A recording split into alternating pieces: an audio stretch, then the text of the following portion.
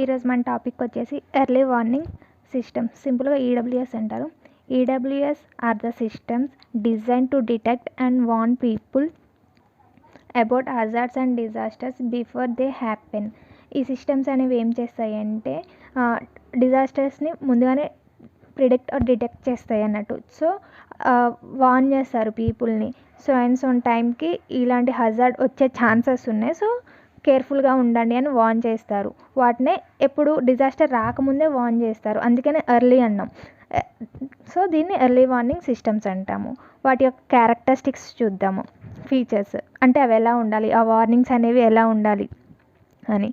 Simplicity, warning should be easy to understand so that everyone knows what actions to be taken.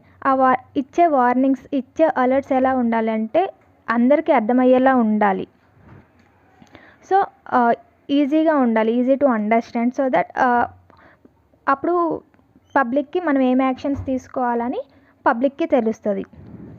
సెకండ్ది coverage, it should reach all the people who are at risk. And థర్డ్ది reliability, the system should work consistently and without failure when needed.